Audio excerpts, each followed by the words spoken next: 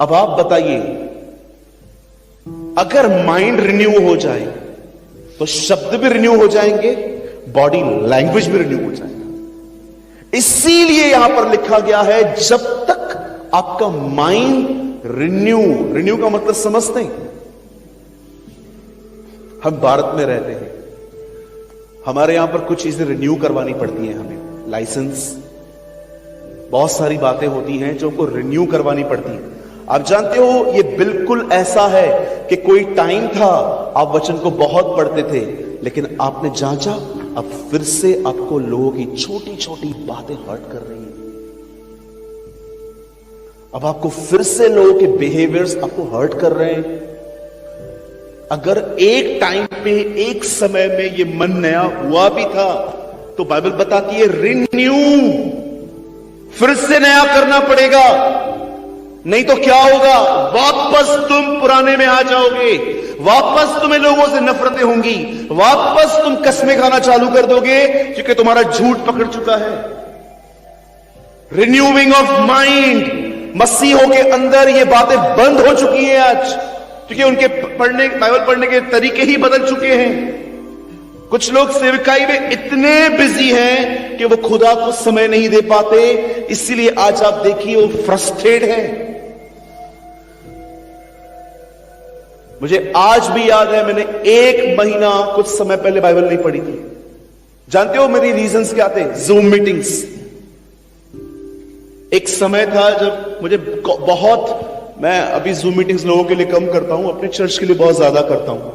पहले 2020 में मैंने बहुत जूम मीटिंग्स की। एक दिन में 3-3, 4-4 मीटिंग्स हो रही थी, कभी यूके के लिए, कभी मलेशिया के लिए, कभी हॉलैंड के लिए, कभी इंडिया के लिए, कभी लोकल पास्टर के लिए। मैं इतना बिजी हो गया, मैं इतना टायर्ड हो जाता था बोल बोल के। एक दिन जानते हो क्या हुआ? मैं कार में बैठा था, मैं अपनी टीम के साथ कहां जा रहा था, और मैंने अपने टीम के अंदर एक बंदे को बहुत चिल्लाया।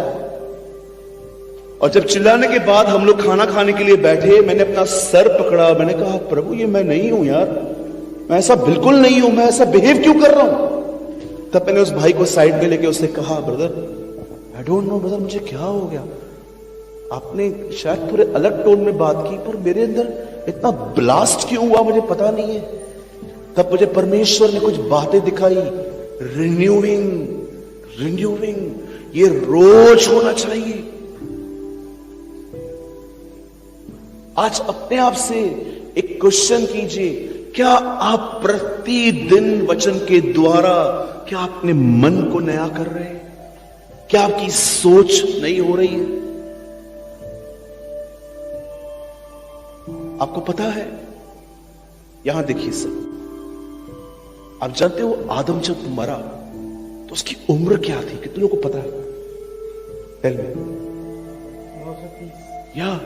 930 साल। आप समझते हो, अगर 300 सालों में भी आप उससे मिलते और आप उसको कहते यार 300 साल कहते, हाँ अभी यंग हूं मैं, ये तो बहुत बड़ी जिंदगी है मेरी।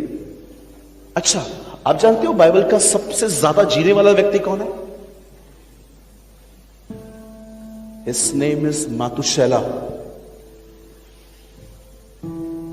आप जानते हो वो हनोक का बेटा था।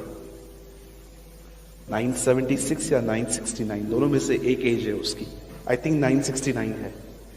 आप जानते हो इब्राहिम कितने साल जी? 175। आप जानते हो लेमेक कितने साल जिया? क्या आपको ये पता है हमारे अर्ली फादर्स कितनी लंबी जिंदगी जी के गए? 800 साल, 900 साल, 500 साल तो उन दोनों में नॉर्मल चीज थी। हनोक 365 साल प्रभु के साथ चला, 300 साल 65 साल में खुदावन से मिला वो। अब आप मुझे बताइए, यहां देखिए कितनी उम्र बची है आज। काजू बादाम खाओ तो 70, नहीं तो 40-50 में आदमी खत्म हो जाता है। मैंने कोविड सेकेंड वेव में जवानों को जाते हुए देखा, मात्र 28-30 साल के लड़के, उन्हें लंग्स में कोविड घुसा, खत्म 14 दिन में आखिरी खत्म। मैं एक से मिलने गया, 20 लीटर का सिलेंडर लटका हुआ था उसके पास में, और फिर भी वो उसका 1 सेकंड के लिए मास्क मेरे सामने निकालता गया। आप जानते हो वो ब्रीथिंग ऐसे ले रहा था, खींच रहा था। मैंने उसको बोला, नो, उसका मास्क लगा दो यार, मुझे डर लग रहा है। वो ऐसे ऐसे लंग्स है ना, लंग्स ऐसे खींच रहे थे। 28 साल का लड़का। क्या हो रहा है आपको पता है? क्यों लोगों की मेंटल कंडीशंस ऐसी हो गई हैं? डिप्रेशन, परेशान, दिमाग का चलना, पता नहीं जो कर रहा हूं रिजल्ट आएगी कि नहीं आएगी, शक, अविश्वास। जानते हो रीजन क्या है? माइंड रिन्यू नहीं हुआ है। खुदा बदल चुका है, उनका मन वही है। अगर आप सच में मुझे फॉलो करते हो ना यूट्यूब पे, कहां पर भी, तो मैं आपको एक बात कहना चाहता हूं। मैं नाश्ता, चाय बाद में लेता हूं, मैं सबसे पहले वर्ड कंज्यूम करता हूं। मैं हर दिन, आज इतनी ठंड में भी, मैं जब मॉर्निंग में उठा, मुझे उठने को नहीं हो रहा था। मैं कल रात को 3 बजे सोया क्योंकि मुझे बहुत काम था। 7 बजे मैं उठा। 7 बजे उठने के बाद मैंने अपना बाइबल ओपन किया, ब्रश करके मैंने अपना बाइबल ओपन किया। मैंने देखा, मुझे एक बार मैं ऊँगने लगा।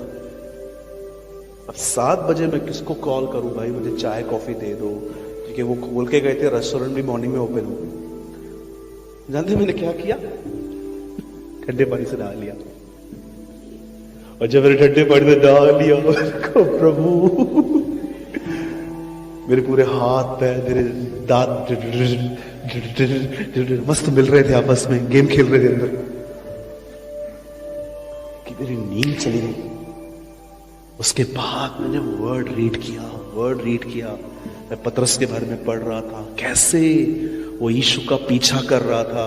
उसने अपने स्वामी को देखा था, वो तूफानों में सोता था। जब वो जेल में गया तो बिल्कुल अपने स्वामी की तरह वो सोता। आई वॉज रीडिंग, यार कितना एग्जैक्ट पतरस बन चुका था यीशु की तरह। यीशु तूफानों में सोते थे और पतरस जब जेल में अंदर गया तो वो भी यीशु की तरह सोया हुआ था। He following his master. अब आप बिलीव करेंगे? अब मैंने अपने अंदर कुछ रखा है, अब मैं इसे सारा दिन चबाऊंगा। अब मैं सारा दिन जहां पर मुझे टाइम मिलेगा ना, मैं यही सोचूंगा, प्रभु पतरस कैसे सोया था, क्या चल रहा था उसके मन में, और बार बार दुआएं करूंगा, मुझे भी ऐसा बना। Make me like this, make me like this. This is a renewal of mind. It is important. लेकिन अब मैंने अपने माइंड को ना कोई गैप ही नहीं दी। ट्रेजेडीज अब से ज्यादा है मेरे लाइफ में। अरे बहुत ट्रेजेडीज हैं भाई। फैमिली प्रॉब्लम्स अलग हैं, चर्च के प्रॉब्लम्स अलग हैं, पर्सनल इशू अलग है। मैं देख नहीं पा रहा इस तरफ, मुझे इतना पेन होता है कभी कभी इस तरफ। It's okay, it's life. मैंने खुदा को बोल दिया है, जब उसको ठीक लगेगा मुझे वो ठीक कर देगा। मेरे को कोई शिकायत नहीं है, कोई कंप्लेन ही नहीं है मुझे। दे तो भी खुदा है, न दे तो भी खुदा है। यस